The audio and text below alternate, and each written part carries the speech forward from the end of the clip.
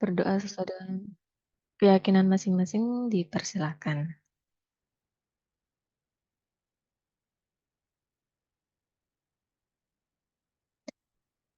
Baik, cukup. Terima kasih. Oke, saya akan share materi untuk pertemuan ke-14 ya, pada sore hari ini. Sebelumnya ini kelas C, betul ya? Iya, Ibu, betul. Oke.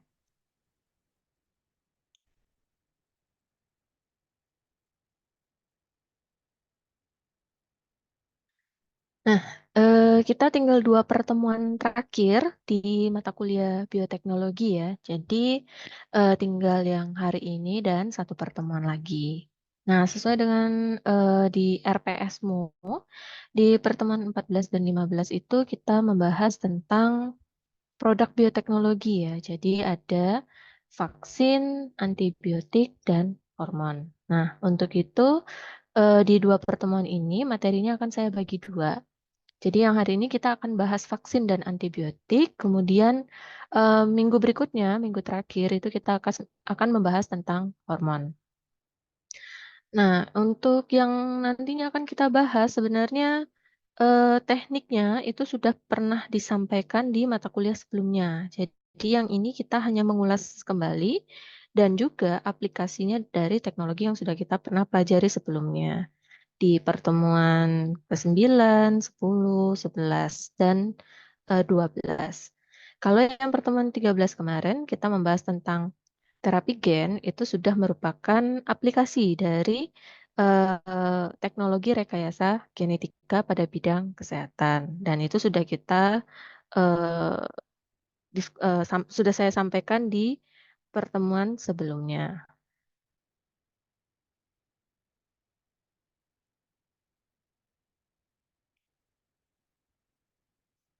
Oke. Nah, untuk yang hari ini, kita akan bahas vaksin dengan hormon. Tapi sebelumnya, sedikit saya sampaikan ya terkait, lingkup dari bioteknologi sendiri ataupun mungkin sebelumnya sudah pernah disampaikan, tapi saya hanya ingin sedikit, memberi pengantar sebelum akhirnya kita membicarakan tentang vaksin dan dengan antibiotik. Nah, untuk, bioteknologi penerapannya itu sangat luas sekali.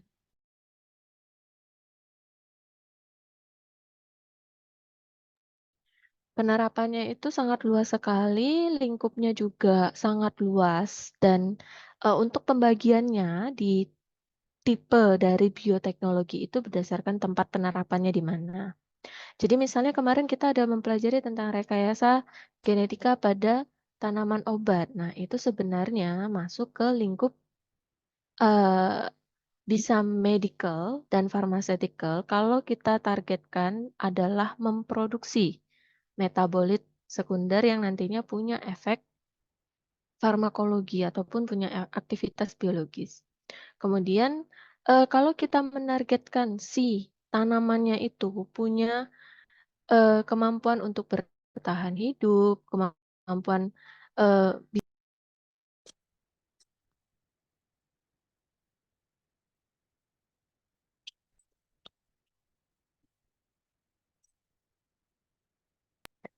Kalau misalnya kita menargetkan pada tanaman yang, harapannya tanaman tersebut punya kemampuan untuk hidup di berbagai kondisi, misalnya kekeringan, tahan terhadap hama, tahan terhadap, virus. Nah, itu kita masuk ke dalam lingkup yang namanya green, bioteknologi atau kaitannya dengan agrikultur.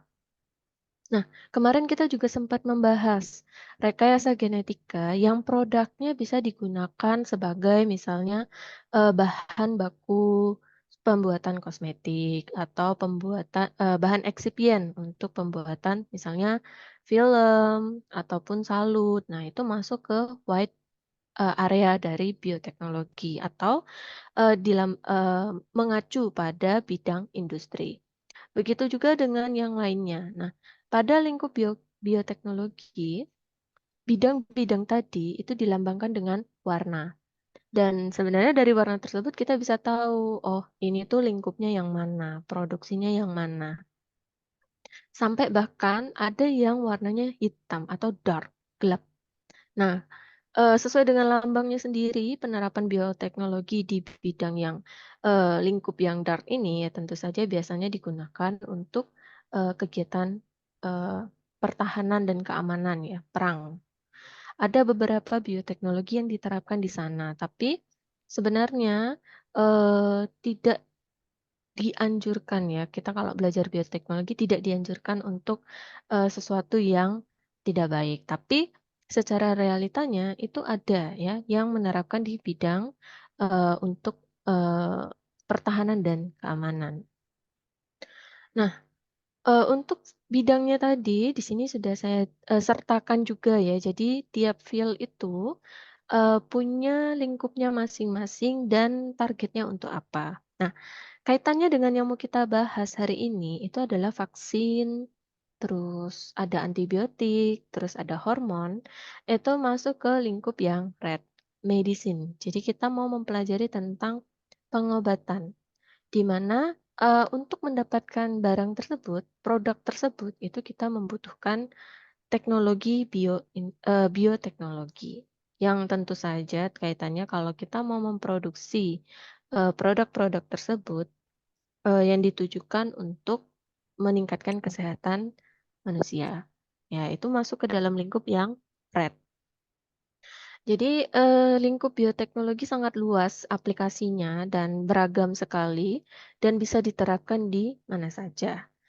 Nah, kalau di farmasi sendiri, khususkan lagi, misalnya penerapan bioteknologi di bidang farmasi ini juga cukup banyak ya, terutama kalau misalnya kita tentang farmasi, di bidang farmasi, berbicara tentang yang namanya produksi, tentu saja kita akan memulai dari lingkup preformulasi, yaitu mengetahui karakteristik dari bahan yang mau kita pakai. Bahannya itu punya karakteristik apa? Keaslian dari produk tersebut itu seperti apa? Keamanannya bagaimana? Nah, untuk menguji mendapatkan data-data seperti itu, perlu beberapa eh, langkah di mana kita akan melakukan verifikasi terhadap bahan bakunya. Ya, di sini juga sudah saya sertakan. Contohnya misalnya bidang bioteknologi yang berperan di dalam meyakinkan, memastikan produk-produk yang digunakan. Misalnya menggunakan marker atau misalnya menggunakan deteksi berdasarkan misalnya sequence DNA-nya. Atau misalnya kita mau tahu keamanannya nih, bisa diuji dengan biosensor, immunoassay. Nah, ini kan sudah pernah kita bahas di materi sebelumnya. Kemudian, setelah dari bahan bakunya, tentu saja kita akan melakukan proses untuk mengkontrol produksi, ya, atau bagian manufaktur. Nah, di situ juga ada peran bioteknologi di sana. Di mana yaitu bagian monitoring prosesnya ya kita mempelajari tentang enzimnya, kemudian kita mempelajari tentang eh, struktur dari enzimnya, biosensor dan lain sebagainya. Produknya nanti jadinya bagaimana, menghasilkan barang yang seperti apa hingga akhirnya kita sampai pada tahap untuk produksi produknya sendiri. Produknya pun kalau sudah jadi, sebagai farmasis ya, kita masih harus melakukan pengujian, terutama terhadap keamanan, efektivitas, dan kualitas kontrol kualitasnya. Nah, bioteknologi itu bisa berperan sekali dalam beberapa step tersebut ya, di mana nanti kalau ada penerapan teknologinya, bioteknologi, kita bisa memprediksi keamanannya bagaimana. Berdasarkan apa? Data, big data yang bisa kita peroleh. Ya, dari data bioinformatik, dari data gen, genom, kemudian Menggunakan teknologi-teknologi yang sekarang sudah cukup banyak digunakan, yaitu 3D printing, kita bisa melihat efektivitasnya seperti apa, ataupun menggunakan yang namanya artificial intelligence. Jadi, memprediksi kira-kira efektivitas dari produk yang kita buat, kemungkinan itu seberapa besar dan seberapa banyak. Atau misalnya untuk, quality control ya. Ini bisa menggunakan teknik ya, molecular authentication, ya ini kan kita harus tahu sampai level struktur produk itu bagaimana. Apalagi kalau misalnya produk farmasi yang kita hasilkan itu adalah produk yang berasal dari biologis. Kita belajar tentang gen, enzim. Nah, ini teknik-teknik yang banyak digunakan, yang mencakup bidang bioteknologi dan punya peran di, pharmaceutical atau untuk analisis dalam farmasi, ya. Nah, berangkat dari sana ya, kalau kita bicara tentang vaksin, antibiotik, dan hormon, Maksudnya kenyang. Eh, ya, ada yang mau bertanya? Lain. Ovarium.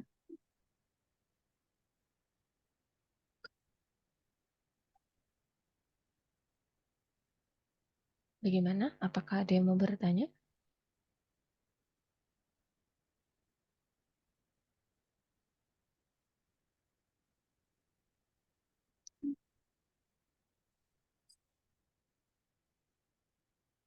Tidak ada? Saya lanjutkan ya. Nah, kembali lagi. Produk yang mau kita hasilkan saat ini adalah ada vaksin, antibiotik, dan hormon. Nah, untuk menghasilkan 3 produk tersebut sebenarnya prinsip dasarnya itu adalah menggunakan teknologi DNA rekombinan yang sudah kita pelajari di 2 pertemuan sebelumnya. Nah, untuk sedikit mengulas, ada nggak yang masih ingat DNA rekombinan itu apa sih? Ada yang mau menjawab? DNA rekombinan itu teknik yang bagaimana? Itu teknik tentang apa dan seperti apa tekniknya? Sedikit mengulas, materi di pertemuan ke-13 ya, ke-12 kalau nggak salah, tentang rekayasa genetik. Di sana kan dijelaskan tentang DNA rekombinan. Nah, sebelumnya mungkin kamu juga sudah dapat materi tentang DNA rekombinan. Sedikit mengulas, mungkin ada yang mau menjawab DNA rekombinan itu teknologi yang seperti apa? Kalau yang mau jawab, silakan sebut nama dan NPM-nya.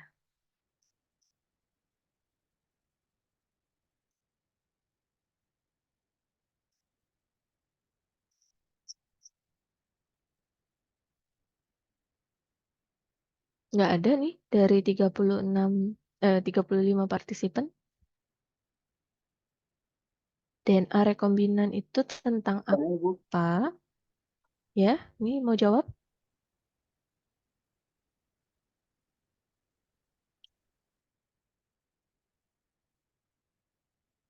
Ada yang mau jawab? Silakan. Sebut nama dan NIM. Suaranya agak kecil ya. Siapa?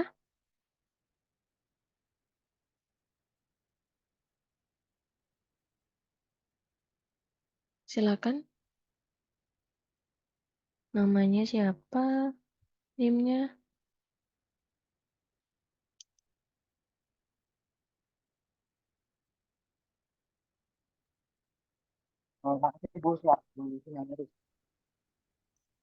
Oke, silakan. Saya Agung MTS. Kalau yang saya tahu DNA rekombinan itu adalah gimana menggabung dari dua DNA atau lebih dari sumber yang berbeda. Kemudian untuk prosesnya itu melibatkan pemotongan DNA dari organisme dengan enzim. Kemudian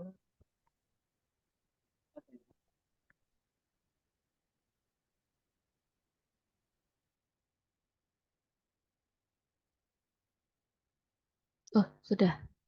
Ya, walaupun suaranya agak tidak jelas, tapi tadi saya bisa menangkap ya jawabannya itu. Jadi, kurang lebihnya mungkin yang disampaikan Agung itu adalah teknologi rekombinan itu ada penggabungan dua DNA, di mana ada melibatkan teknik pemotongan dan penyambungan antara DNA yang satu dengan DNA yang lain.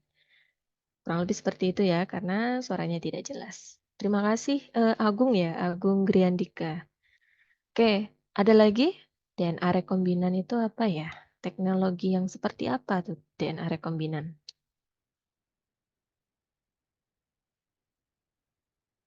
Satu orang lagi mungkin ada yang mau? Silakan sebut nama sama NIM. NPM ya?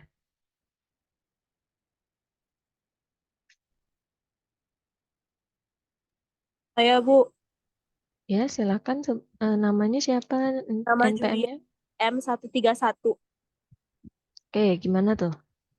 Eh, teknologi DNA rekombinan itu adalah teknologi yang melibatkan penggunaan enzim dan berbagai teknik laboratorium untuk mengisolasi segmen DNA yang diinginkan untuk menggabungkan DNA dari spesies yang berbeda.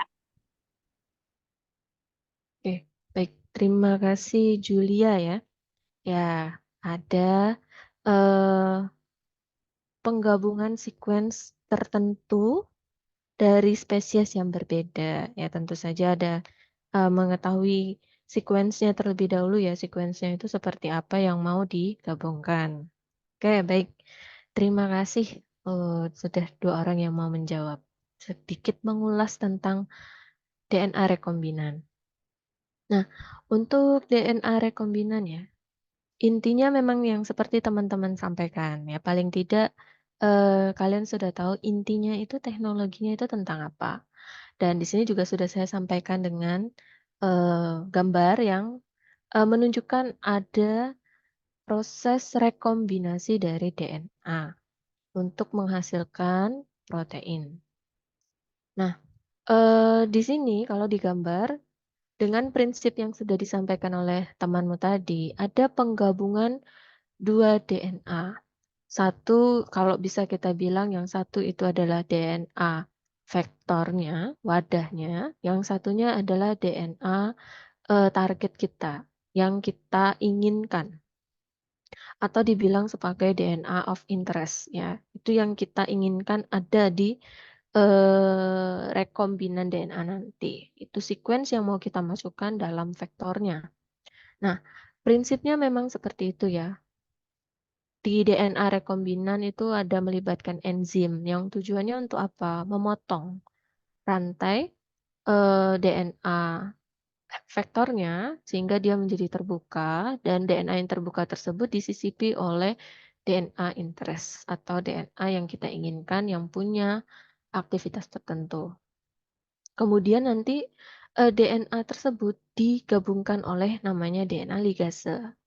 Nah, jika berhasil tersambung antara DNA vektor dan DNA target kita yang kita harapkan, inilah yang disebut sebagai rekombinan DNA atau DNA hasil kombinasi. Ya, dikombinasikan kembali. Kemudian tentu saja ada proses cloning yang kita harapkan, ya kan? Karena kita tidak mungkin menghasilkan satu produk yang hanya cukup satu saja. Kalau bisa banyak, kenapa tidak, ya kan? Nah, ada namanya cloning untuk memperbanyak.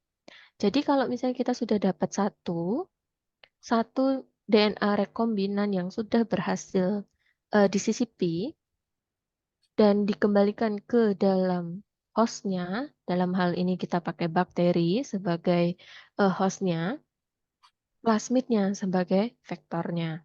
Nah, kalau sudah disisipi kembali ke dalam bakterinya, kita ingat kembali bakteri itu kan mudah sekali untuk bertumbuh ya, bertambah banyak. Dan tentu saja setiap kali bakteri itu membelah untuk bertambah banyak itu tadi, dia pasti akan menurunkan sifat-sifat yang sama atau bahkan plasmidnya bisa lebih dari satu karena ada proses transfer dan lain sebagainya. Ya, jadi ini proses perbanyakannya. Untuk apa ya tentu saja harapannya kan produknya itu jadinya jauh lebih banyak, tidak hanya satu. Nah, seperti yang di video kemarin sudah pernah saya sampaikan, ilustrasinya seperti itu. Jadi, prinsipnya ini adalah rekombinan DNA itu di sini. Ada penggabungan antara gen yang menjadi vektor dan gen yang menjadi target kita, sequence apa yang mau kita sisipkan. Tentu saja nanti kalau misalnya sudah berhasil disisipkan dalam bakterinya, ada proses ekspresi gen. Nah, kalau dia sudah bisa disisipi, selanjutnya adalah harapannya bisa diekspresikan. Artinya diekspresikan apa? Gen DNA-nya itu tadi bisa mengalami proses transkripsi, kemudian menjadi RNA, RNA kemudian mengalami proses translasi menjadi protein. Nah, proses cloning ini kan membutuhkan kemampuan replikasi, ya. Itu adalah dogma sentral biologi. Nah, vaksin, antibiotik, dan hormon itu adalah hasil ekspresi gen yang berhasil disisipkan pada hostnya itu tadi. Nah, jadi produk vaksin, antibiotik, hormon ini adalah ketika si sel bakterinya itu sudah bisa menghasilkan metabolit sekundernya, ya, atau produk-produk ekspresi gennya. Nah, itu prinsip dasar untuk memproduksi 3 produk yang mau kita bahas. Nah, ini masih sama ya. Untuk mekanismenya ini masih sama. Jadi ada DNA dari luar yang kita sisipkan ke dalam plasmid. Tentu saja nanti di plasmid itu ada domain tertentu yang nantinya akan dipotong sehingga rantainya itu akan terbuka. Kemudian dari DNA asing tadi bisa disambungkan dengan DNA plasmid yang sudah terbuka tadi. Nah, ini DNA rekombinan yang berhasil tersambung dengan baik. Kemudian dimasukkan lagi ke dalam bakteri. Nanti bisa di dalam bakteri tersebut bisa mengalami proses perbanyakan. Ya, dan material genetik tersebut akan diturunkan ke setiap sel bakterinya dengan sama persis. Nah, tapi ada kemungkinan juga tidak berhasil dari proses penyisipan DNA rekombinan tersebut ke dalam si sel bakteri. Nah, untuk itu biasanya di step setelah berhasil disisipi ada proses screening. Ya, screening. Misalnya kita menandai sel itu, sequence tersebut jika berhasil disisipi itu kita kasih satu gen yang nantinya akan memproduksi misalnya warna ya dari pertumbuhan bakterinya. Jadi kalau misalnya gennya itu berhasil disisipi, pada koloni yang kita tumbuhkan, bakteri yang sudah kita insersi tadi ditumbuhkan pada media, itu bisa kita lihat nanti koloninya seperti apa. Jadi kalau misalnya kita sisipkan dengan gen yang ada warnanya, nanti proses seleksi itu bisa dilihat dari warna yang dihasilkan. Mau itu warna biru atau warna putih. Nah, seandainya di awal bakterinya itu koloni aslinya itu warnanya biru. Ketika gennya sudah berhasil disisipi, warnanya ini berubah menjadi putih. Sehingga dari sini kita bisa memilih, oh yang putih itu yang berhasil disisipi oleh DNA rekombinan. Sehingga ini koloninya kita ambil, kemudian bisa kita perbanyak lagi. Nah, ingat kembali untuk perbanyakan bakteri, kita bisa menerapkan teknik fermentasi. Ya.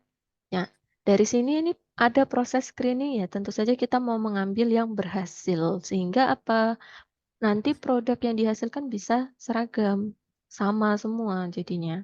Kalau misalnya masih berupa campuran ada biru dan putih, bisa aja nanti saling berkompetisi untuk mengambil nutrisi yang ada, kemudian malah produk yang dihasilkan tidak optimal, ya. Makanya ini ada proses screening. Nah, sebenarnya ini teknik ini ada di mikrobiologi ya, inokulasi, inokulum, dan lain sebagainya. Nah, sekarang kita mulai masuk ke beberapa produk yang mau kita bahas, yaitu vaksin dan antibiotik. Menurut teman-teman, apakah vaksin dan antibiotik itu berbeda?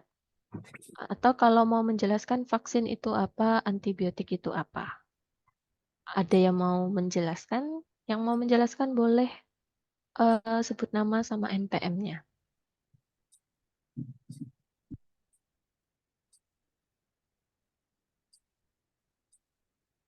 Ada yang mau menyebutkan vaksin itu apa sih? Antibiotik itu apa sih? Sama nggak? Apa beda?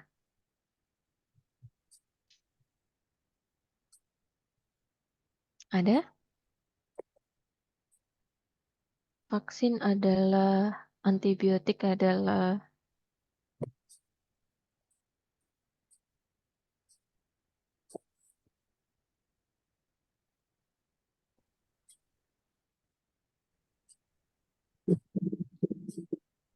Ada yang mau menjawab? Saya Bu, Boleh sebut namanya Eh, siapa nih NPM NPM-nya? 094 Kusuma Bu. Kusuma. Menurut saya beda Bu, kalau vaksin itu mencegah penyakit dengan sistem kekebalan tubuh untuk mengenali dan melewati pro- patogen tertentu, sedangkan antibiotik itu hanya untuk mengobati infeksi yang disebabkan oleh bakteri. Oke, Kayaknya sih Bu. baik. Terima kasih. Kusuma ya tadi ya. Oke. Vaksin itu untuk pencegahan, antibiotik itu untuk mengatasi infeksi bakteri. Ada lagi? Vaksin itu apa? Beda apa sama antibiotik?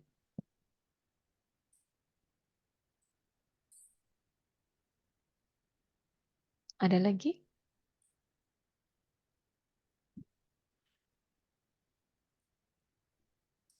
Saya Bu, Boleh, silakan. Namanya? saya Dia NPM 099. Saya setuju dengan pendapatnya Kusuma tadi kalau vaksin sama antibiotik itu berbeda. Kalau vaksin itu dia untuk merangsang atau meningkatkan sistem kekebalan tubuh. Biasanya vaksin itu berasal dari patogen atau bakteri yang dilemahkan ataupun mati.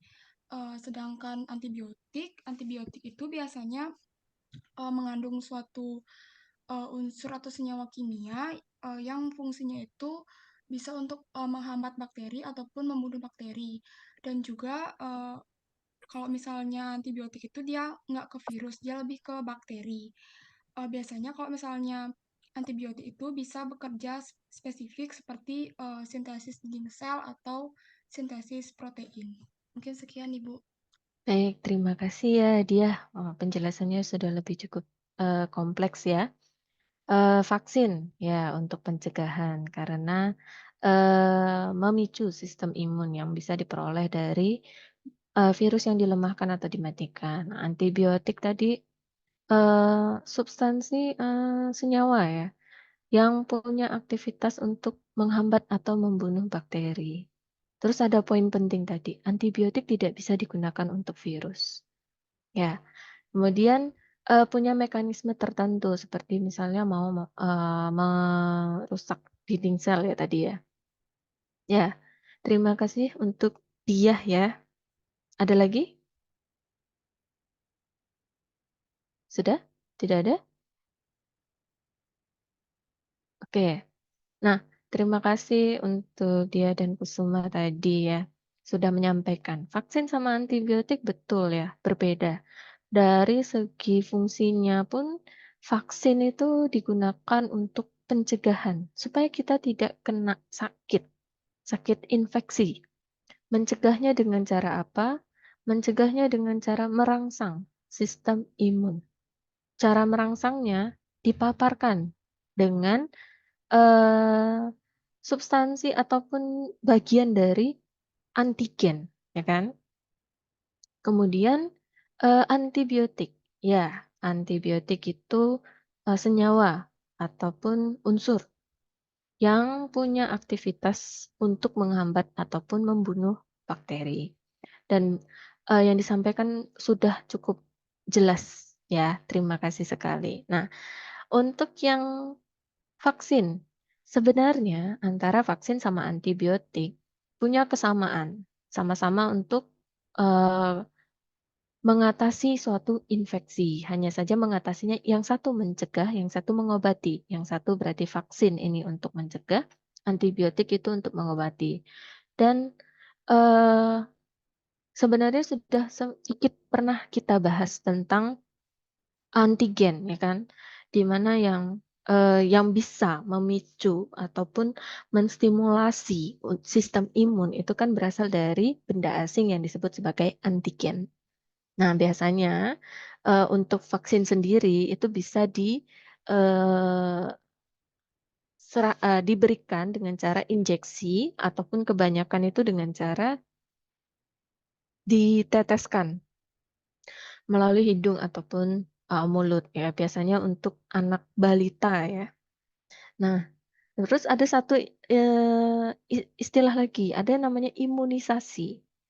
Nah, kalau imunisasi itu adalah proses orang tersebut menjadi kebal karena ada pemberian vaksin tadi, vaksinasi tadi, pemberian vaksin, ya. Itu namanya imunisasi. Jadi sebenarnya imunisasi, vaksinasi itu kurang lebih sama maksudnya ya. Jadi untuk memberikan kekebalan buatan. Nah, kalau untuk antibiotik ya betul tadi. Dia itu punya aktivitas untuk menghambat ataupun membunuh bakteria. Dan biasanya, senyawa atau unsurnya itu bisa kita peroleh dari metabolit sekunder. Mau dari, eee, rekayasa pada sel, fungi ataupun misalnya kita merekayasa gen, kemudian kita paparkan kepada tumbuhan atau seperti rekayasa, genetika pada tanaman kemarin. Itu juga bisa. Intinya adalah bagaimana caranya kita mendapatkan senyawa, yang punya aktivitas antibiotik. Dan betul sekali ya, antibiotik itu tidak bisa digunakan untuk virus, hanya bisa digunakan untuk bakteri. Kemudian ada juga istilah yang, mungkin teman-teman juga pernah dengar ya, antimikroba. Nah, itu juga berbeda ya dengan antibiotik. Biotik itu kan tujuannya untuk bakteri. Mikroba itu kan ya kalau misalnya antimikroba berarti untuk mengatasi infeksi karena mikroba. Mikroba kan ini cakupannya lebih luas. Jadi tidak hanya bakteri saja, bisa ke fungi, bisa ke parasit, dan seterusnya. Nah, itu ada istilah lagi antimikroba, antibiotik. Nah, ini berbeda ya, tergantung dia menyasar mikroorganisme mana. Kalau disebut sebagai antimikroba ya itu masih lingkupnya masih luas, umum. Tapi kalau udah nyebut antibiotik, antifungi, antiparasit, nah itu sudah spesifik kepada mikroorganisme mana yang mau dihambat ataupun dibunuh. Dan tentu saja antibiotik tidak bisa digunakan untuk virus karena dia tidak ditujukan untuk mengatasi ya mengatasi penyakit yang sifatnya self-limited disease atau bisa sembuh sendiri sebenarnya. Contoh adalah seperti batuk flu. Nah, ini menjadi satu hal yang penting karena apa? Banyak sekali penyalahgunaan antibiotik ya, terutama kalau hanya sekedar batuk flu aja. Sebenarnya kan untuk batuk dan flu itu bisa sembuh sendiri kalau misalnya sistem imun kita itu ditingkatkan, tapi biasanya tidak sabaran ya nunggu 3-5 hari kok nggak sembuh-sembuh, akhirnya dikasih antibiotik. Nah, itu sebenarnya kurang tepat. Dan proses itu tadi, itu yang banyak sekali menjadi penyebab terjadinya resistensi terhadap antibiotik, ya. Nah, untuk kemampuan dari vaksin sama antibiotik tadi ya tentu saja karena fungsinya sendiri sudah berbeda ya, pasti ada plus minusnya sendiri dari vaksin dan juga antibiotik. Nah, di sini sudah ada dirangkum ya, sebenarnya tadi, sudah dijelaskan ya, proses, penggunaannya, kapan penggunaan vaksin, kapan penggunaan antibiotik yang lebih baik ya kan. Kemudian ada proses, eee, kalau misalnya sudah mengkonsumsi vaksin ataupun antibiotik, apakah nanti, bisa mencegah penyakit yang, akan datang di masa berikutnya. Nah, tentu saja dari mekanismenya sendiri antibiotik tidak bisa, tapi yang bisa vaksin. Karena vaksin itu tadi kan memicu sistem imun, yang nantinya sistem imun itu kan ada sel memori. yang menyimpan informasi, individu ini tuh sudah pernah kena infeksi dari virus ini. Sehingga kalau nanti virus yang sama masuk, sudah tahu antibodi jenis apa yang harus dihasilkan. Kemudian kaitannya sama resisten, sebenarnya untuk resisten sendiri antara antibiotik sama vaksin itu sama-sama bisa terjadi ya, terutama di antibiotik. Bisa sekali mengalami resisten. Artinya resisten apa? Bakterinya itu kebal terhadap senyawa ataupun unsur dari antibiotik. Nah, kalau vaksin bagaimana? Bisa iya, bisa tidak. Kenapa? Kalau yang iya bisa menimbulkan resisten itu adalah kalau vaksin yang menyerang bakteri. Ada virus yang menyerang bakteri, dari virus yang menyerang bakteri. Itu ada, contohnya adalah bakteriofag ya. Nah, kenapa bakteriofag itu bisa menyebabkan resistensi ya? Karena yang diproduksi itu kan mengenali si antigen protein yang ada di permukaan si bakteri. Nah, kenapa bakteri bisa mengalami resisten? Itu karena tidak sempurnanya atau tidak lengkap proses pengobatannya, baik dari dosisnya, jenisnya, dan durasi pengobatannya. Sehingga ada bakteri yang harusnya musnah, mengalami eradikasi. Tapi di eh, proses pengobatan karena ada infeksi bakteri tersebut, ada bakteri yang belum terbunuh. Sehingga bakteri yang tersisa tadi, karena pengobatannya itu tidak selesai, itu akan menyimpan informasi, oh ada loh senyawa ini yang bisa menyebabkan selku rusak, misalnya seperti itu. Sehingga aku harus berusaha bagaimana caranya supaya kalau ada senyawa itu, aku bisa bertahan hidup. Nah, itu ada di mekanisme alami si bakteri, sehingga bakteri itu nanti akan memproduksi protein untuk menangkal si antibiotik tersebut. Sehingga kalau diberikan dengan jenis antibiotik yang sama, sudah tidak mempan. Karena si bakterinya sudah ada cara untuk melawan. Ya, itu yang paling banyak eh, terjadi ya resistensi terutama di zaman sekarang. Karena sebelumnya sakit dikit antibiotik, sakit dikit antibiotik. Padahal itu sebenarnya kurang baik ya, kurang baik. Nah, bahayanya adalah ketika kalau sudah resistennya itu sampai pada golongan terakhir dari antibiotik. Sudah tingkat yang lebih tinggi, ternyata tetap resistennya. Berarti sudah tidak ada cara untuk mengatasi infeksi bakterinya lagi gitu. Nah, itu yang sangat tidak diharapkan. Ya, itu bedanya antara vaksin sama antibiotik. Nah, kita akan mulai bahas yang vaksin dulu. Vaksin, tadi temanmu juga sudah bilang, diperoleh dengan cara melemahkan atau menginaktivasi dari mikroorganisme, terutama ini adalah virus, yang nantinya virus tersebut bisa menstimulasi dari sistem imun. Nah, kalau yang menggunakan virus yang dilemahkan ataupun dimatikan itu adalah teknologi yang awal sekali digunakan dalam produksi vaksin. Tapi pada intinya, untuk vaksin itu adalah bagaimana caranya kita memperoleh antigen. Kalau masih ingat ya, saya pernah menyampaikan ada antigen berbeda dengan antibodi. Nah, antigen ini kan yang memicu sistem respon imun. Hasil yang dipicu itu adalah bentuknya antibodi. Di mana antibodi ini kan ada bagian yang nantinya akan berikatan dengan antigen pada epitopnya. Nah, ini pada ujungnya.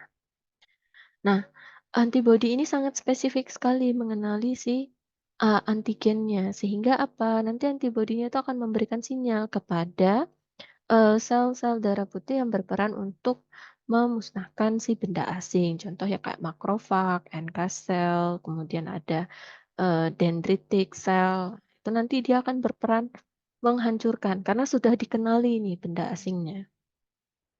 Nah, jadi untuk yang produksi vaksin sendiri itu sebenarnya tidak hanya menggunakan virus yang sudah dilemahkan saja atau virus yang sudah dimatikan saja. Kenapa? Karena sekarang itu kita sudah bisa mapping struktur dari virusnya, sehingga bisa tahu, oh virus itu terdiri dari apa sih strukturnya? Oh ada bagian yang nantinya menjadi yang dikenali sebagai antigen atau ada spike protein. Nah ini contohnya di SARS-CoV-2. Kemudian, oh ternyata di permukaan sel virus itu sendiri ada beberapa protein. Misalnya ada envelope protein, ada glycoprotein. Kemudian, oh kita bisa mempelajari material genetika dari si virusnya. Ternyata di SARS-CoV-2 itu ada RNA, kemudian ada nukleokapsid. Sehingga itu akan informasi-informasi ini bisa digunakan untuk memproduksi vaksin.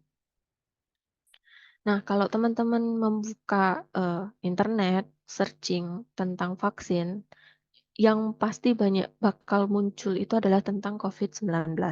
Ya, wajar sekali karena COVID-19 ini yang baru-baru ini dipelajari dengan sangat kompleks dari strukturnya, proteinnya, bagaimana caranya dia bisa menginfeksi dan lain sebagainya itu sangat banyak sekali ya materi tentang COVID-19 dan eh, dari COVID-19 pun kita jadi bisa belajar lebih banyak. Oh, ternyata di permukaannya tuh beda bentuknya. Oh, ternyata banyak sekali teknologi informasi di sana yang bisa dipakai. Nah, setelah kita mempelajari struktur dari si virus tersebut, selanjutnya adalah kita bisa mengidentifikasi si virusnya. Dengan nanti dari proses identifikasi tersebut, kita bisa memproduksi jenis vaksin.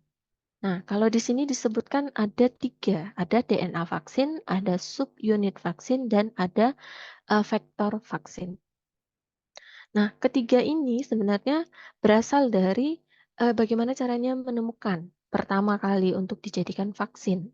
Tadi kalau yang disampaikan di awal, vaksin yang dilemahkan atau vaksin yang dimatikan patogennya, ya, kemampuan untuk menginfeksinya itu dimatikan, itu masuk ke dalam generasi pertama. Kemudian ada yang menggunakan tadi berdasarkan informasi tadi ada subunit, kemudian ada protein yang ada di permukaan si virus, sehingga nantinya informasi-informasi tersebut digunakan untuk memproduksi vaksin, ini masuk ke generasi kedua dari si vaksin. Kemudian setelah kita belajar tentang subunitnya, permukaan, baru bagian dari luar sel si virus, kemudian kita kalau masuk ke dalam lagi, kita bisa mempelajari tentang asam nukleatnya. Oh, ternyata virus ini tuh membawa informasi genetika yang mana? DNA, RNA.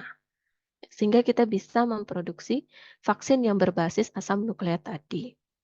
Kemudian ada juga generasi ketiga itu menggunakan basis nanopartikel untuk memproduksi vaksinnya.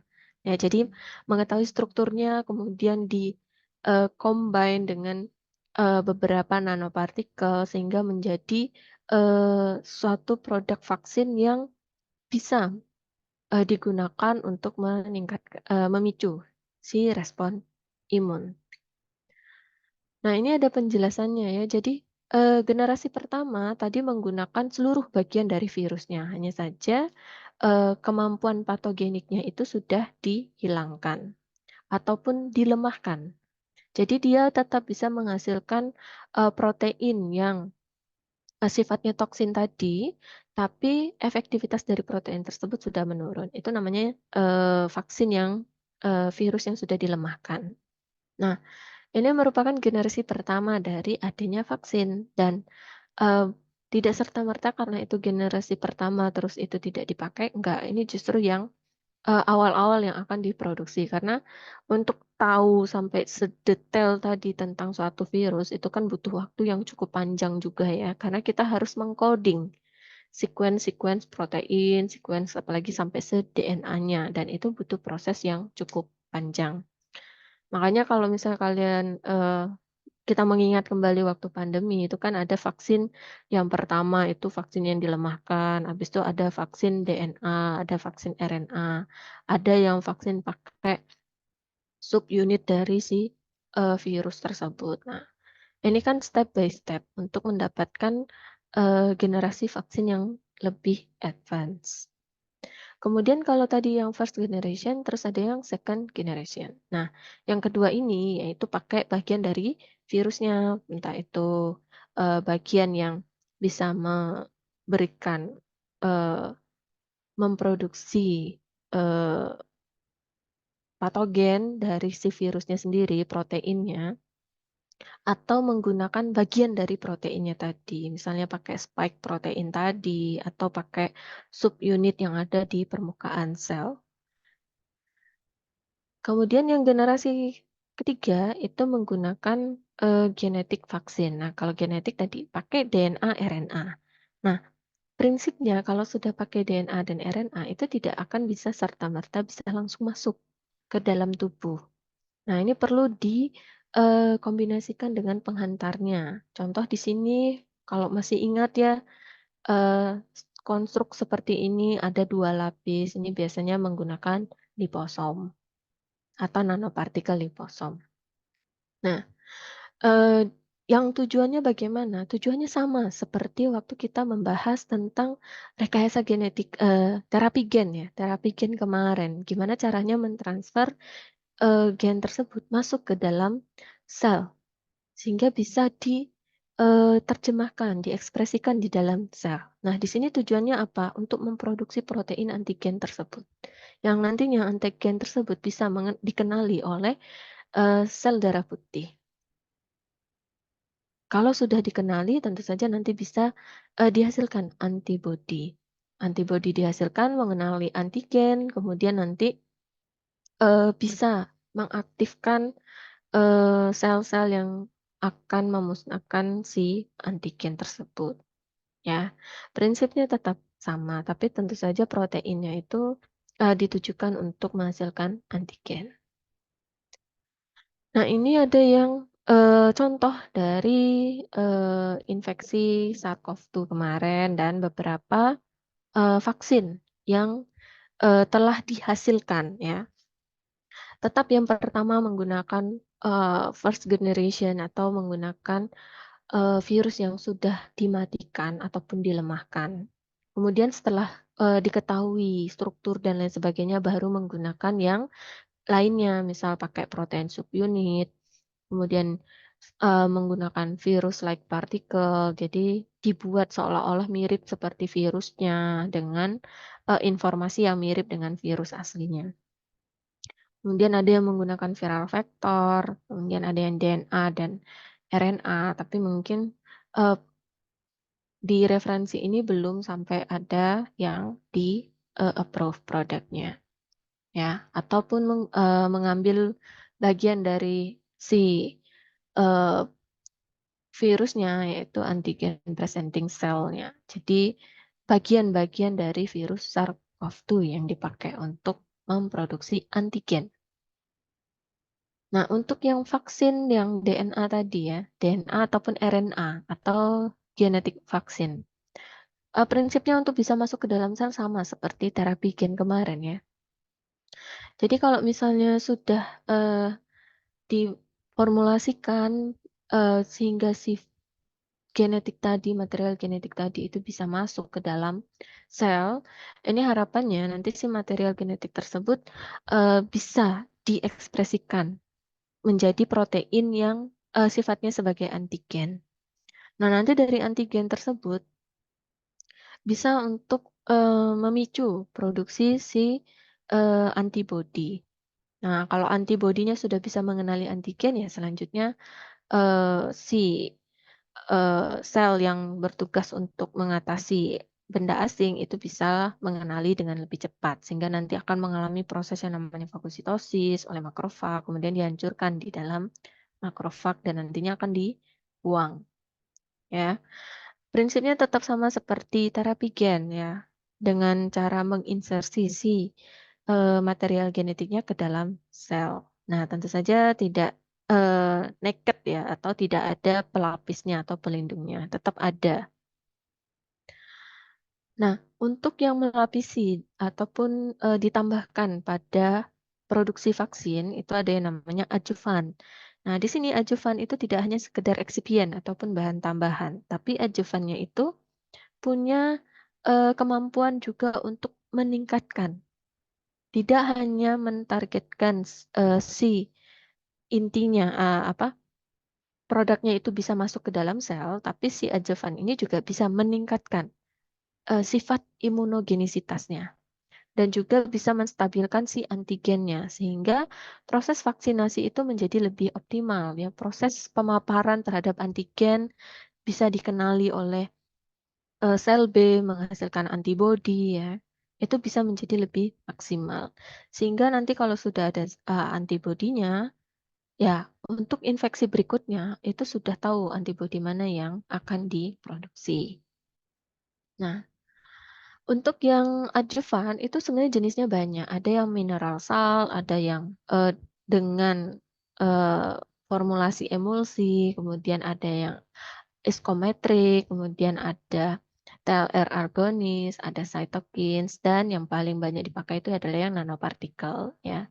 Nanopartikel tadi salah satu contoh yang sudah disebutkan itu adalah liposom. Nah, jadi liposom yang dipakai itu tidak hanya membawa si RNA-nya saja, tapi juga bisa menginduksi, bisa meningkatkan sifat imunogenisitas dari antigen yang kita masukkan sebagai produk vaksin tadi. Nah, kalau misalnya kita gabungkan dengan bioteknologi yang kemarin kita belajar tentang DNA, RNA, protein, kita bisa memproduksi vaksin secara sintetik, artinya dibuat, bukan alami tapi dirancang. Kita bisa merancangnya tentu saja kita harus punya datanya dulu ya, punya bank data tentang antigen tersebut. Mungkin kita tidak punya bahannya, tapi kita punya informasi tentang antigen. Nah, ini menerapkan yang namanya bioinformatik.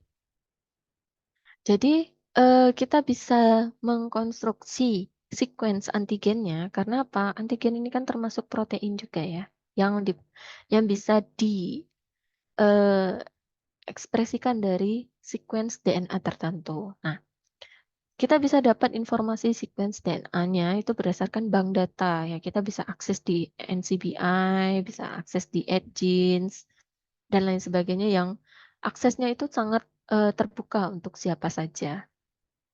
Nah, ini ada contoh sequence antigen. Nah, tentu saja kalau misal kamu lihat sequence-nya ini kan urutannya ATG, AA, CTG. Berarti ini adalah sequence DNA. DNA dari protein antigennya. Kenapa ini DNA? Ya, kembali lagi diingat. DNA itu terdiri dari apa saja, RNA itu terdiri dari apa saja. DNA itu kan sebenarnya DNA sama RNA itu kan sama ya. Terdiri dari fosfat, gula, dan juga ada basa nitrogen. Nah, yang membedakan selain karena gulanya, satunya ribonukleid, satunya deoksi, kita juga bisa lihat dari,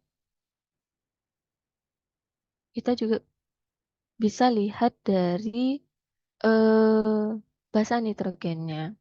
Kalau di DNA itu adanya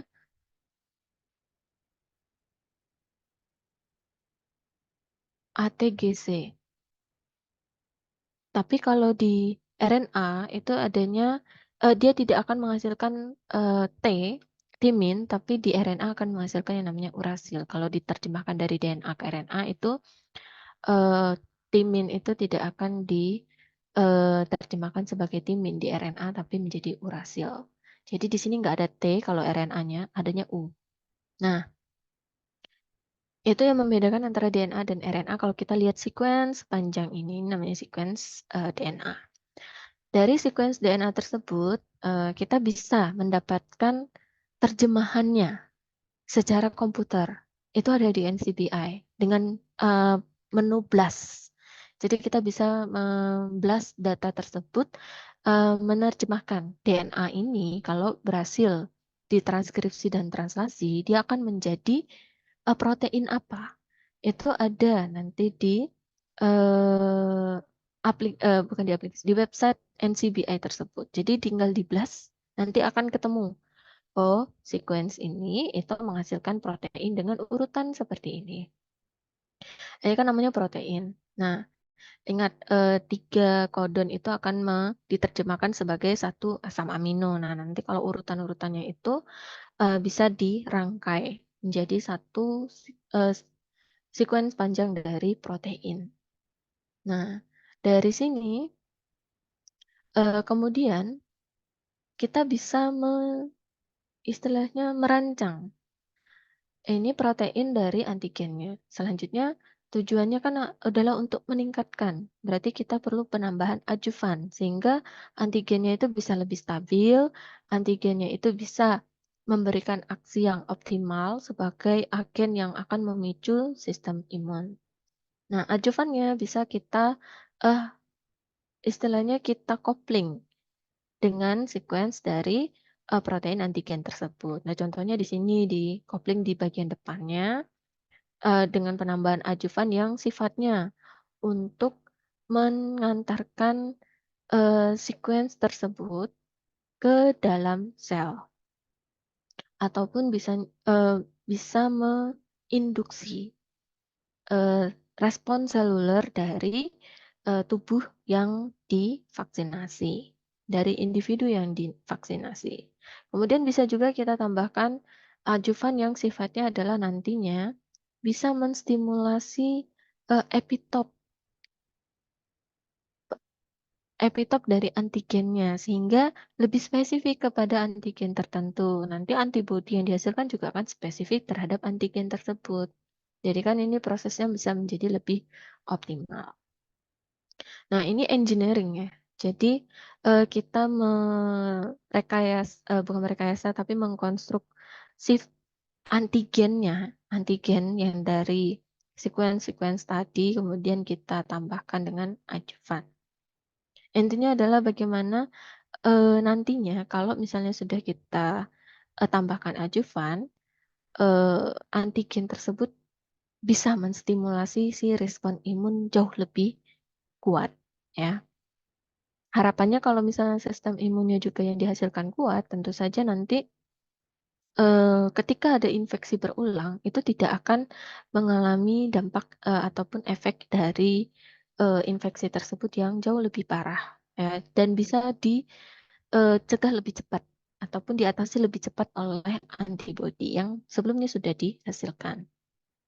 Nah, kalau misalnya kita hubungkan lagi untuk memproduksi vaksin, ya, dari sel-selnya, misalnya kita mau ngambil dari bagian dari virusnya ataupun dari vektornya, ya, kita bisa menerapkan teknik yang namanya fermentasi kemarin. Jadi kita bisa memperbanyak si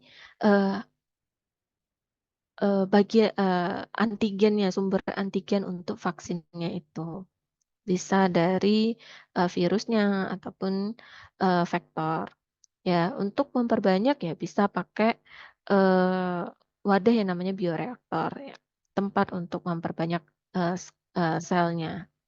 Kemudian bisa juga skalanya itu nanti dibesarkan. Misalnya dari skala yang kecil, dari misalnya skala laboratorium bisa ditingkatkan menjadi skala industri untuk diproduksi dalam jumlah yang banyak. Kemudian nanti dari aplikasi bioreaktor tersebut, dari perbanyakannya tadi, bisa digunakan untuk memproduksi vaksin terhadap virus yang mana nantinya, targetnya seperti apa. Nah, di sini ada beberapa contohnya, misalnya virus pernapasan, retrovirus, tropical virus, rabies, dan virus vektor. Kalau teman-teman lihat sendiri ya, ini ada jenisnya COVID-19, ada virus influenza, kemudian ada virus Zika, ada adenovirus vektor. Kalau teman-teman lihat, strukturnya ini kan berbeda ya. Jadi punya spesifikasi tersendiri antara virus. tidak ada yang sama. Oleh karena itu, kenapa antibodinya kalau yang dihasilkan itu akan berbeda dari yang sudah dipaparkan. Itu akan berbeda, tergantung antigennya yang mana yang dimasukkan ke dalam produk vaksinnya. Nanti antibodinya pun akan menyesuaikan dengan antigennya. Yang mana nih? Cocok atau tidak ini? Nah, untuk dari virusnya sendiri yang sudah punya spesifikasi masing-masing, yang selanjutnya tinggal produksi vaksinnya itu mau jenis yang mana, seperti yang tadi sudah dijelaskan. Tentu saja dari informasi dari masing-masing virus tersebut bisa dilakukan formulasi untuk produk vaksin. Ya, jadi sebelumnya itu adalah untuk perbanyakan dan juga untuk mempelajari, bisa digunakan untuk mempelajari karakteristik dari masing-masing virusnya. Nah, selain dengan cara yang sebelumnya, jadi kita memproduksi antigennya, kemudian dari antigen tersebut baru diformulasikan diformulasikan menjadi vaksin, kemudian vaksin nanti diinjeksikan kepada manusia, sehingga nanti di manusianya akan menghasilkan antibodi.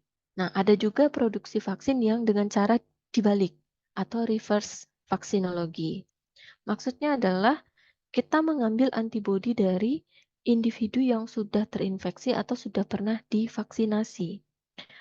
Baik yang terinfeksi alami ya, artinya terpapar langsung oleh si virusnya ataupun antigennya, dengan yang divaksinasi itu kan sama-sama akan mempunyai sel beta, sel B memori ya, dan juga ada antibodinya. Nah, kalau di reverse vaccinology ini nanti antibodinya yang diambil, kemudian nanti akan dipilih, kemudian diperbanyak sel B-nya dan juga antibodinya, kemudian nanti dipisahkan antara sel B dan juga yang antibodinya. Nah, antibodi selanjutnya nanti dianalisis dengan, nah ini teknologi yang sudah pernah kita bahas sebelumnya, ELISA. Ya, untuk mengidentifikasi screening antibody ya, untuk screening antibody. Bisa pakai teknik ELISA, kalau masih ingat ada yang direct, indirect, sandwich, ada yang kompetitif. Kan masing-masing punya tahapan untuk proses deteksi si antibody ataupun antigen. Nah, di sini antibodinya itu dicek, oh dia itu mengenali antigen yang mana sih. Kemudian nanti dari antibodi tersebut, selanjutnya kita bisa merancang si antigennya. Seandainya infeksi diperoleh dari individu yang terinfeksi terlebih dahulu, bukan yang divaksinasi. Jadi kalau misalnya baru terinfeksi, antibodinya itu dicek, kemudian nanti analisis, oh antibodinya ini mengenali epitop seperti apa, sehingga nanti bisa dirancang epitopnya. Ya, ada bagian yang nanti dikenali oleh antibodi. Nah, dari rancangan tersebut, ya, dari rancangan antigen tersebut, inilah yang masuk ke dalam kategori yang namanya struktur based antigen design. Jadi antigen yang nantinya akan digunakan untuk vaksin di orang lain itu adalah hasil dari konstruk dengan cara mengetahui bagian yang berkaitan dengan antibodi dari individu sebelumnya yang sudah terpapar oleh infeksi ataupun terpapar antigen. Jadi produksinya itu berdasarkan antibodi, informasi antibodinya seperti apa. Oh dia ini habis terpapar virus apa sih, antibodinya seperti apa. Kemudian baru dari situ diproduksi vaksinnya. Nah, berdasarkan struktur antigen yang dirancang. Nah, ini kan jadi dibalik. Kalau yang sebelumnya antigennya yang diambil dari sumbernya, dari virusnya. Nah, kalau misalnya kita gabungkan ya, prosesnya dari keseluruhan ya, tentu saja awalnya tetap kita harus mempelajari si agen penyebab infeksi tadi, virusnya. Kemudian seandainya pun kita sudah mempelajari virusnya, terus kita mau mengambil bagian mananya?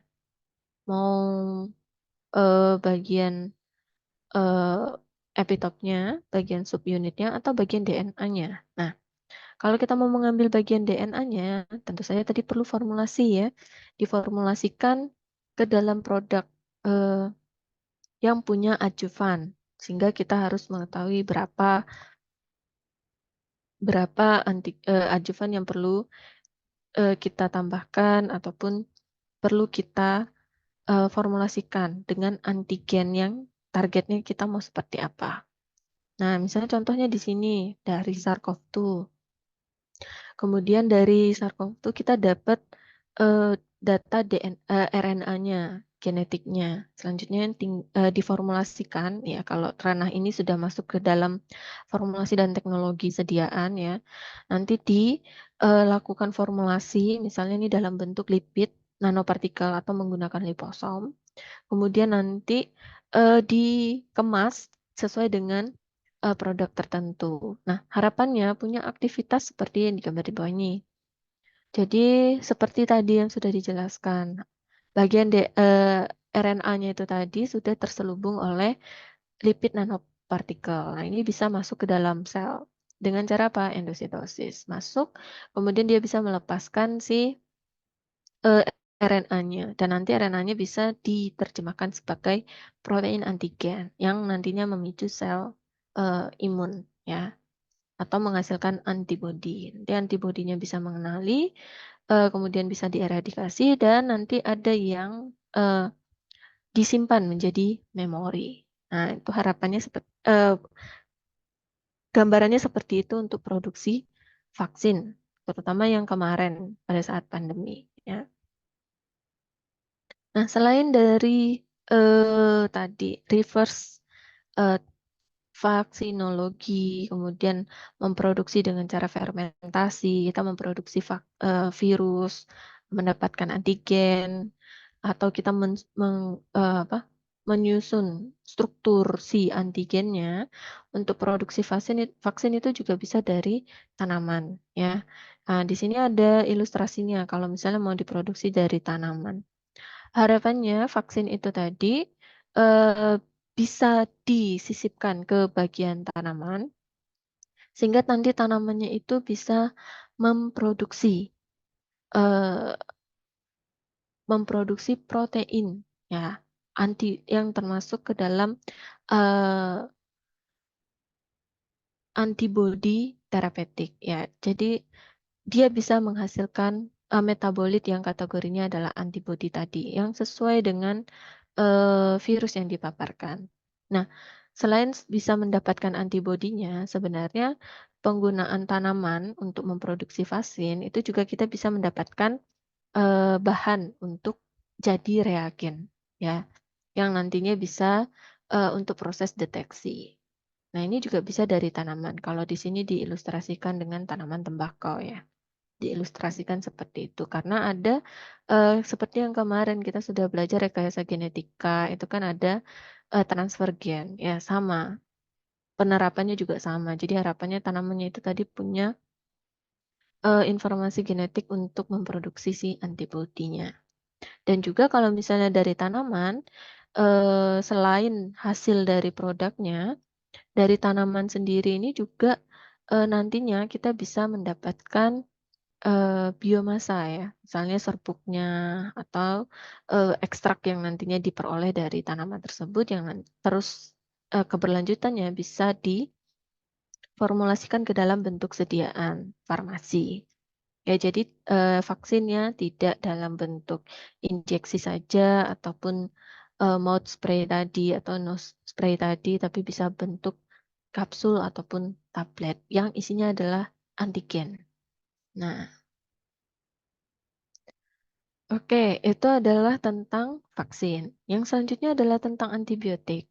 Nah, untuk yang antibiotik, tadi temanmu juga sudah menyampaikan ya, antibiotik itu punya mekanisme untuk menghambat ataupun membunuh bakteri. Nah, menghambat ataupun membunuh bakteri itu adalah kemampuan dari antibiotiknya. Tapi kalau mekanisme dari antibiotiknya, ya itu ada beberapa. Misalnya dia menghambat sintesis dinding sel. Nah, ini biasanya adalah untuk golongan antibiotik misalnya beta-laktam. Ada juga senyawa ataupun unsur ataupun substansi yang punya kemampuan antibiotik itu bisa mengganggu sintesis membran sel. Kalau ini menghambat, ini mengganggu ya ataupun merusak dari membran sel. Kalau ini sintesisnya, ini ya langsung bagian dari membran intinya. Kemudian ada juga yang menghambat langsung ke material genetik dari bakteri. Ya, artinya dia langsung menghambat si DNA-nya, menargetkan DNA bakterinya. Kemudian ada juga yang menghambat hasil dari transkripsi DNA-nya atau menghambat mRNA, messenger RNA. Ada juga yang menghambat proses translasinya, artinya ribosomnya. Kemudian kalau ingat ya, ribosom itu kan terdiri dari 2 subunit ya. Nah, ada juga senyawa itu yang menargetkan si subunit dari ribosomnya. Kemudian ada juga yang menghambat produksi sintesis folat. Nah, ini berarti menghambat proteinnya. Jadi untuk mekanisme antibiotik dari luar sampai dalam pun itu ada. Dari dinding sel sampai ke material genetikanya juga ada. Di material genetika juga tidak hanya DNA, tapi kalau sudah diterjemahkan jadi RNA itu juga ada yang bisa menghambat. Kemudian proses untuk menghasilkan proteinnya itu juga bisa dihambat oleh antibiotik. Dan mekanisme tersebut terbagi menjadi kelas-kelasnya sendiri ya, golongan-golongan dari antibiotik. Nah, untuk memproduksi senyawa-senyawa ini sebenarnya bisa dengan melakukan perbanyakan dan juga modifikasi dari sel fungi ya, jamur. Nah, untuk kelasnya antibiotik ya ada beberapa dan ini mungkin ada yang sudah lebih terbaru lagi untuk kelas-kelas antibiotiknya. Tapi seperti yang tadi dari mekanisme aksi si antibiotik, nah itu kan sudah terbagi menjadi beberapa kelas. Nah, beberapa kelas itu ya beta-laktam, aminoglisida, dan seterusnya. Tentu saja struktur antara kelas antibiotiknya ini akan berbeda. Selain karena dari mekanismenya seperti apa, kelas untuk antibiotik ini juga didasarkan pada waktu penemuannya ya. Jadi misalnya yang paling pertama sekali itu adalah golongan beta-laktam, yaitu penisilin. Nah, penisilin tadi punya beta-laktam tadi punya mekanisme dengan cara menghambat sintesis dinding sel. Nah, seperti itu ya. Jadi tiap golongan itu akan berbeda dan juga tadi berdasarkan kemampuan, ada yang bakteriostatik, ada yang bakterisidal. Nah, di sini juga sudah dibagi mana yang bakteriostatik dan mana yang bakterisidal. Untuk bakteriostatik itulah yang tadi punya kemampuan untuk menghambat pertumbuhan bakteri.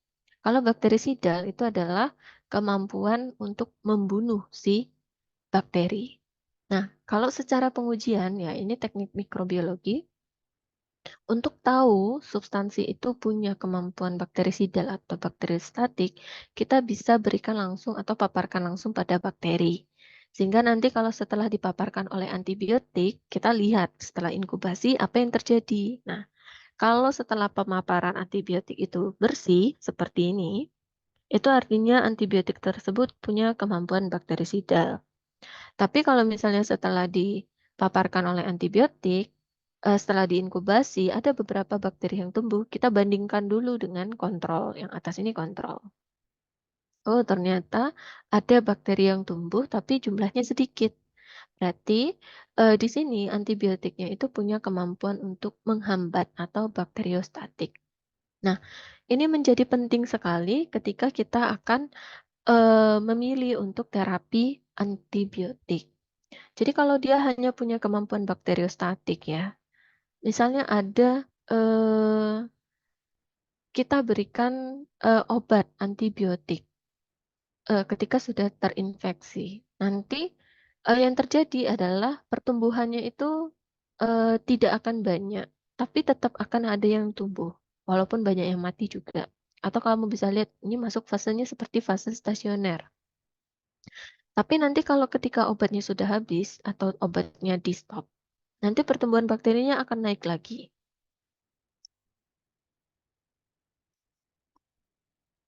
Pertumbuhan bakterinya akan naik lagi.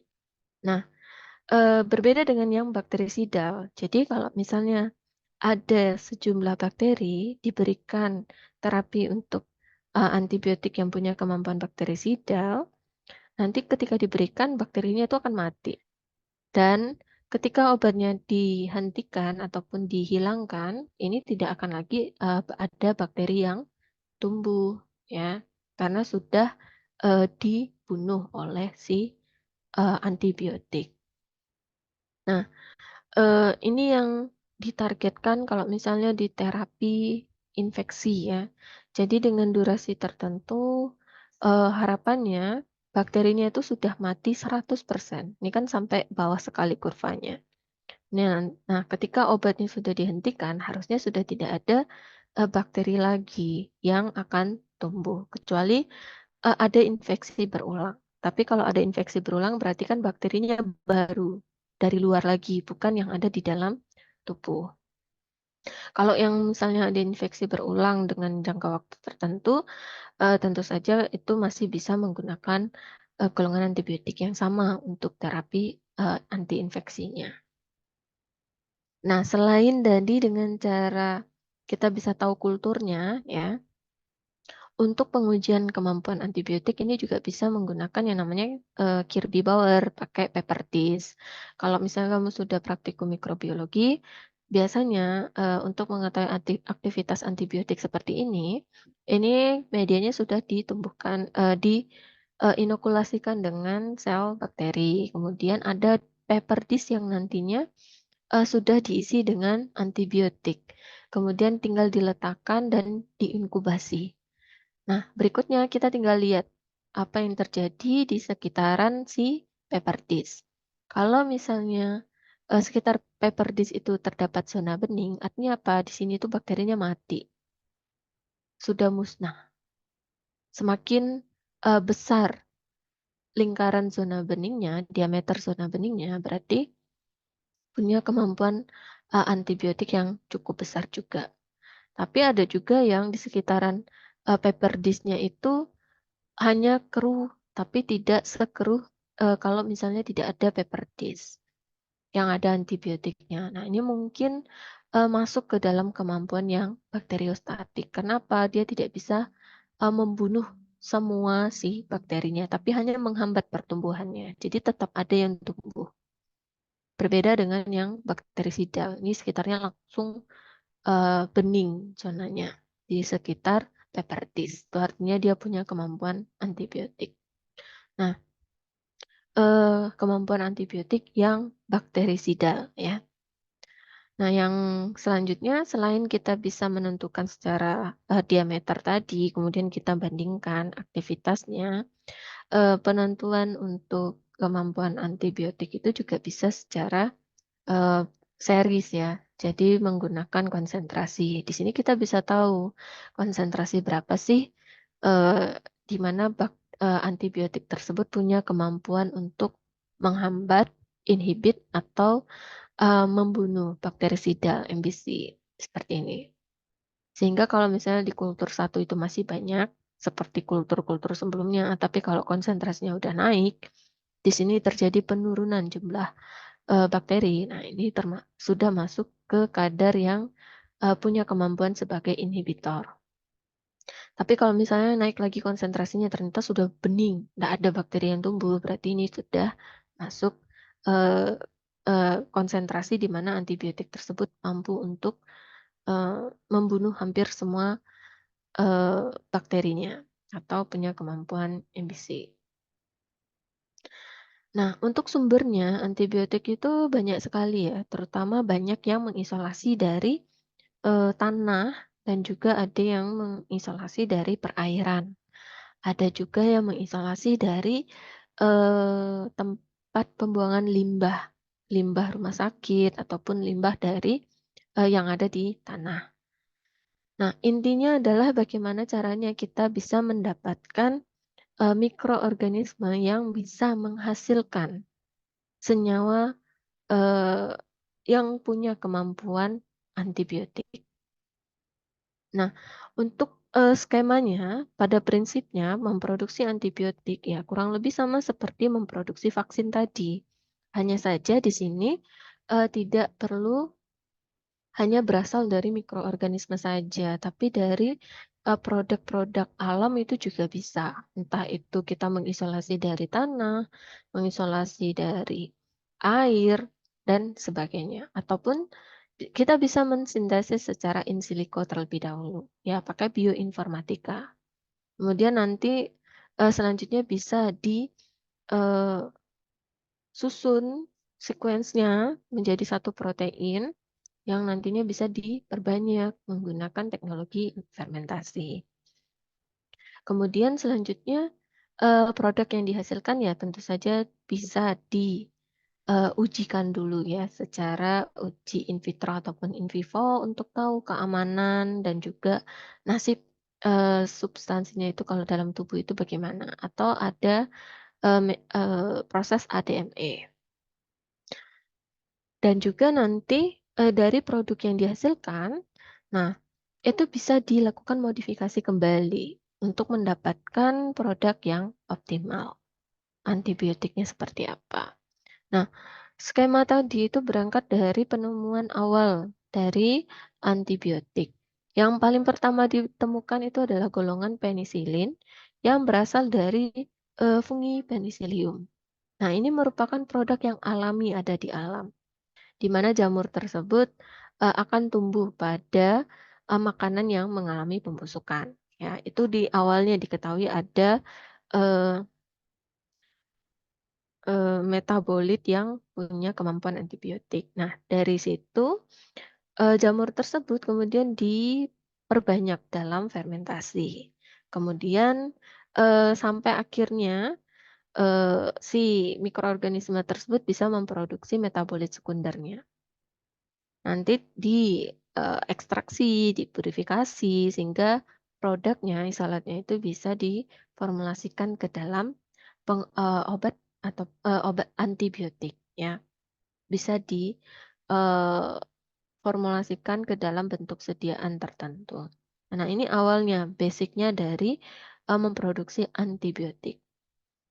Nah, dari situ basic yang tadi itu berarti dengan teknologi yang sekarang, apalagi ada AI ya, artificial intelligence based teknologi atau teknologi berbasis kecerdasan buatan, ini kita bisa mendesain struktur senyawa ataupun metabolit yang harapannya nanti punya kemampuan aktivitas anti bakteri tadi. Kemudian dari fragmen tersebut kemudian disintesis ya berdasarkan bank data tadi bisa disintesis menghasilkan suatu senyawa senyawa yang punya targetnya tadi punya kemampuan antibiotik. Nah, selain bisa disintesis ya, selanjutnya kalau misalnya dari bioinformatik, selain sudah disintesis, kita bisa men-screening kira-kira produk ini itu bisa berasal dari sumber apa, dari tanaman apa, ataupun dari mikroorganisme apa. Karena apa? Semuanya itu sudah ada bank datanya. Kemudian nanti bisa mempercepat proses penemuan senyawa baru, ya. Jadi nanti ini bisa dikombinasikan ataupun kalau sudah bisa diperbanyak secara struktur, itu bisa dilakukan pengujian lebih lanjut ya, divalidasi kembali produknya itu apakah sudah memenuhi kriteria atau belum. Nah, Nanti kalau sudah, selanjutnya adalah produk tersebut menjadi dasarnya untuk formulasikan lebih lanjut. Tapi sebelum sampai ke formulasi, tentu saja produknya tersebut harus melalui proses uji ya. Sebelum akhirnya bisa diuji klinik, tentu saja harus diuji secara preklinik, baik secara fisika, kimianya, kemudian perlu mengetahui aktivitasnya apakah aman atau tidak, kemudian farmakodinamik, farmakokinetiknya bagaimana. Ini kan bisa diujikan secara in vitro ataupun secara in silico menggunakan AI dan juga secara in vivo menggunakan hewan uji. Nah, penggunaan hewan uji ini masih masuk dalam kategori uji preklinik. Nah, ketika sudah yakin obatnya itu punya keamanan dan juga keefektivitasan yang sesuai target, selanjutnya adalah nanti akan diajukan sebagai kandidat obat ya untuk didaftarkan ke uji klinik fase 1, 2, 3 baru mendapatkan izin edar masuk ke uji klinik fase 4. Nah, kalau misalnya kita bahas secara bioteknologi ya. Untuk memproduksi antibiotik itu tadi kan bisa secara komputerisasi atau teknologi yang namanya docking ya, molecular docking. Nah, ini gambarannya untuk molecular docking seperti ini. Ini protein, kemarin kita sudah belajar protein. Kemudian ini adalah struktur kandidat obat yang punya kemampuan antibiotik tadi. Nah, di molecular docking itu kita bisa merancang struktur yang mana yang pas dengan protein, misalnya protein dari bakterinya tadi, misal protein dinding sel, itu lebih pas strukturnya seperti apa, kemudian jarak antar ikatannya itu seberapa banyak atau afinitasnya bagaimana antara si senyawanya tersebut dengan proteinnya. Nah, itu bisa diprediksi dengan komputerisasi. Sehingga nanti gambarannya kalau misalnya nanti berikatan dengan protein, nah itu strukturnya seperti apa. Kalau tadi secara sederhana nanti dia berikatan di sebelah mana, ya kalau ini juga masih sama, hanya saja nanti kalau dia sudah berikatan, struktur yang pas itu lekukannya seberapa jauh sudutnya, kemudian nanti residu dari senyawa yang kita konstruk tadi apakah punya kemampuan juga atau bisa mempengaruhi ikatan antara metabolitnya dengan enzimnya atau tidak. Nah, struktur ini maksudnya itu adalah protein ya, asam amino yang saling berikatan. Nah, karena kan tadi antibiotik itu adalah hasil dari senyawa yang dihasilkan dari ekspresi gen ataupun senyawa hasil sintesis. Nah, hasil sintesis berarti berupa protein.